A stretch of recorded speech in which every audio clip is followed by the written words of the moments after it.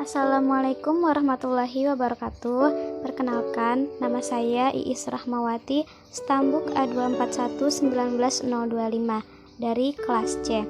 Di sini saya akan mempresentasikan mengenai materi Fisika Matematika 3, di mana tugas ini yaitu sebagai pengganti UAS dan dosen mata kuliah yaitu Bapak Syamsuriwal SPD MPD.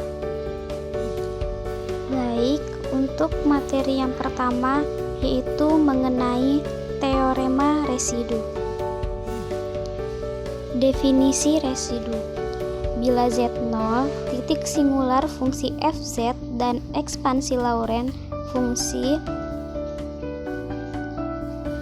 bisa dilihat pada gambar, maka koefisien dari Z min Z0 pangkat min 1 yaitu B1 disebut residu F di titik singular terasing Z0. Notasi residu F titik singular terasing Z0 adalah res F, Z0. Karena dalam deret Laurent B1 sama dengan 1/2 VI integral C Fz dz dengan C lintasan tertutup tunggal arah positif yang mengelilingi Z0 dan berada di daerah 0 lebih kecil dari Z min Z0 mutlak lebih kecil dari R, maka residu F di titik singular Z0 bernilai sama dengan res F, Z0 sama dengan 1/2 VI integral C Fz dz. Berikut ini merupakan contoh residu dan penggunaannya. Yang pertama, misalkan Fz sama dengan 1/Z, maka residu F di titik singular 0 yaitu res F, 0 sama dengan 1.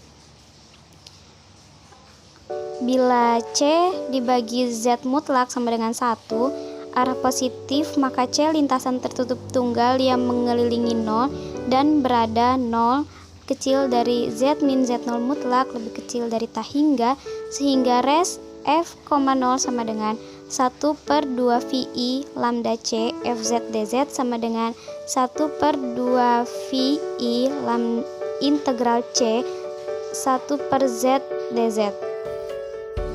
Jadi integral C 1/Z dz sama dengan 2 VI.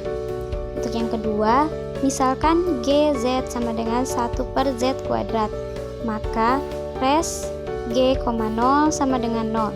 Bila C dibagi Z mutlak sama dengan 3 arah positif, maka res G, 0 sama dengan 1/2 VI integral C GZ dz sama dengan 1/2 VI integral C 1/Z dz. Jadi integral C 1/Z kuadrat dz sama dengan 2 VI dikali 0 sama dengan. Untuk materi selanjutnya yaitu materi kedua mengenai transformasi Laplace. Dalam matematika, jenis transformasi ini merupakan suatu konsep yang penting sebagai bagian dari analisis fungsional yang dapat membantu dalam melakukan analisis sistem invarian waktu linier seperti rangkaian elektronik, osilator harmonik, device optik, dan sistem-sistem mekanik. Dengan mengetahui deskripsi matematika atau fungsional sederhana dari masukan atau keluaran suatu sistem, transformasi Laplace dapat memberikan deskripsi fungsional alternatif yang kadang dapat menyederhanakan proses analisis kelakuan dari sistem atau membuat suatu sistem baru yang berdasarkan suatu kumpulan spesifikasi. Dalam sistem fisik sebenarnya, transformasi Laplace sering dianggap sebagai suatu transformasi dari cara pandang domain waktu, di mana masukan dan keluaran dimengerti sebagai fungsi dari waktu, ke cara pandang domain frekuensi, di mana masukan dan keluaran yang sama dipandang sebagai fungsi dari frekuensi angular kompleks atau radian per satuan waktu. Transformasi ini tidak hanya menyediakan cara mendasar lain untuk mengerti kelakuan suatu sistem, tetapi juga secara drastis mengurangi kerumitan perhitungan matematika yang dibutuhkan dalam menganalisis suatu sistem. Transformasi Laplace memiliki peran penting dalam aplikasi-aplikasi dalam bidang fisika, optik, rekayasa listrik, rekayasa kendali, pemrosesan sinyal, dan teori kemungkinan. Transformasi Laplace dari suatu fungsi ft yang terdefinisi untuk semua nilai t real dengan t lebih besar sama dengan 0 adalah fungsi fs yang didefinisikan sebagai fs sama dengan L ft integral 0 sampai t hingga e pangkat min st ft dt. Limit bawah 0 adalah kependekan dari limit e menuju 0 min e dan memastikan inklusi dari keseluruhan fungsi delta Dirac pada 0 jika terdapat suatu impuls dalam ft pada 0. Secara umum, parameter S bernilai kompleks. S sama dengan mu ditambah I kali omega. Jenis transformasi integral ini memiliki sejumlah sifat yang membuatnya amat berguna bagi analisis sistem dinamik linier. Keunggulan utama dari cara ini adalah mengubah proses diferensiasi menjadi perkalian dan integrasi menjadi pembagian. Dengan adanya S, hal ini mirip dengan fungsi logaritma yang mengubah operasi perkalian dan pembagian menjadi penjumlahan dan pengurangan. Perubahan persamaan integral dan diferensial menjadi bentuk polinomial menyederhanakan proses penyelesaian. Selanjutnya, materi yang ketiga yaitu mengenai transformasi Fourier. Transformasi Fourier dinamakan atas Joseph Fourier adalah sebuah transformasi integral yang menyatakan kembali sebuah fungsi dalam fungsi basis sinusoidal, yaitu sebuah fungsi sinusoidal penjumlahan atau integral dikalikan oleh beberapa koefisien atau disebut amplitudo. Ada banyak variasi yang berhubungan dekat dari transformasi ini tergantung jenis fungsi yang ditransformasikan. Berikut merupakan formula transformasi Fourier, bisa dilihat pada gambar. SF dinamakan transformasi Fourier dari ST. Jika transformasi Fourier SF suatu sinyal diketahui, maka kita dapat menghitung persamaan sinyal dalam domain waktu ST dengan formula inverse transformasi Fourier. Rumus dapat dilihat pada gambar. Pada slide selanjutnya, ini merupakan gambar dari atau grafik mengenai transformasi Fourier impuls atau sinyal delta Dirac. Dan untuk gambar selanjutnya ini merupakan transformasi Fourier dari fungsi pulsa. Baik, untuk selanjutnya materi yang terakhir yaitu mengenai fungsi delta Dirac. Fungsi delta Dirac adalah nama yang diberikan untuk struktur matematika dan dimaksudkan mewakili suatu objek titik ideal, seperti massa titik atau muatan titik. Fungsi delta Dirac memiliki aplikasi yang luas dalam mekanika kuantum dan sisanya dari fisika kuantum. Fungsi ini biasanya digunakan dalam fungsi gelombang kuantum. Fungsi ini diwakili dengan simbol Yunani dan ditulis dengan huruf kecil sebagai fungsi delta X. Fungsi delta Dirac diperkenalkan pertama kali oleh fisikawan Inggris Paul A. M. Dirac untuk menggambarkan suatu fenomena fisika yang memiliki nilai pada suatu titik atau singular, namun pada titik yang lain nilainya sama dengan 0.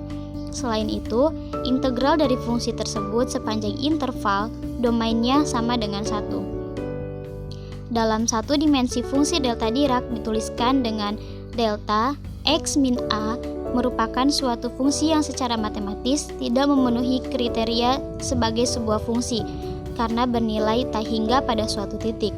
Namun, dalam fisika, fungsi delta Dirac merupakan konstruksi yang penting. Jika fungsi delta Dirac berbentuk delta X, artinya X sama dengan 0, maka fungsi ini bernilai tak hingga pada titik sama dengan 0 dan bernilai 0 pada titik lainnya. fungsi delta Dirac mirip dengan fungsi Gaussian dengan area yang sangat sempit dan dengan puncak yang tak hingga. Adapun komponen atau properti penting yang harus ada pada fungsi delta Dirac antara lain, yang pertama, integral merupakan salah satu properti paling penting dari fungsi delta. Yang kedua, memilah properti. Ketika fungsi delta dikalikan dengan fungsi lain, maka semua produk harus menjadi nol, kecuali di lokasi puncak tanpa batas. Di lokasi itu, produk tidak terbatas, seperti fungsi delta harus berupa infinity, lebih besar atau lebih kecil. Perumpamaan tersebut masuk akal untuk digunakan, tergantung pada apakah nilai pada saat itu lebih besar atau lebih kecil dari 1. Dengan kata lain, area dari fungsi produk tidak hanya satu lagi, tetapi itu adalah 1 kali nilai pada puncak yang tak terbatas. Dalam fungsi delta, ini disebut shifting property. Yang ketiga, simetri. Beberapa properti lain dapat dengan mudah dilihat dari definisi fungsi delta. Selanjutnya yaitu sistem linear. Jika sistem fisik memiliki respon linear dan jika responsnya terhadap fungsi delta atau impulsnya diketahui, maka output dari sistem ini dapat ditentukan untuk hampir semua input. Tidak masalah betapa rumit prosesnya. Properti yang luar biasa dari sistem linear ini merupakan hasil dari hampir semua fungsi sewenang-wenang yang dapat didekomposisi menjadi atau disampel oleh kombinasi linear dari fungsi delta dengan syarat masing-masing fungsi tertimbang dengan tepat dan menghasilkan respons impulsnya sendiri. Jadi, dengan penerapan prinsip superposisi, respon keseluruhan terhadap input sewenang-wenang dapat ditemukan dengan menjumlahkan semua tanggapan impuls nilai-nilai sampel dari fungsi. Fungsi delta Dirac juga digunakan untuk mendapatkan notasi yang tepat untuk berurusan dengan jumlah yang melibatkan jenis tak terbatas tertentu.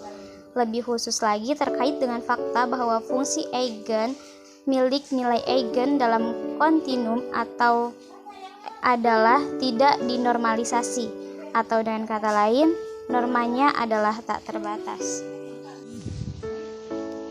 Dalam beberapa fenomena fisika, manusia berhubungan dengan suatu kejadian yang sifatnya impulsif, terjadi pada selang waktu yang singkat. Contoh peristiwa tersebut diantaranya saat bola golf dipukul dengan stik, saat kejutan listrik, saat tumbukan antar massa, maupun saat transfer panas, dan lain sebagainya. Pada kasus bola golf misalnya, ketika bola golf dipukul menggunakan stik, tentunya bola golf tidak akan menempel pada alat pemukul dalam jangka waktu yang lama. Misalkan fungsi delta menyatakan besarnya gaya yang diberikan stik terhadap bola golf dan bekerja pada saat T sama dengan T, maka akan diperoleh nilai sama dengan untuk T lebih kecil dari T maupun T lebih besar dari T. Sedangkan reaksi dari gaya ini dapat dituliskan setelah dinormalisasi sebagai sama dengan 1. Nilai pada ruas kanan persamaan tersebut tidak boleh sama dengan 0. Karena terjadi reaksi pada kejadian ini, yaitu ketika bola golf yang meleset akibat pukulan stik tersebut. Baik, cukup sekian materi yang dapat saya paparkan mengenai mata kuliah Fisika Matematika 3 ini. Semoga bisa bermanfaat dan saya mohon maaf apabila ada kesalahan. Wabillahi taufik wal hidayah. Wassalamualaikum warahmatullahi wabarakatuh.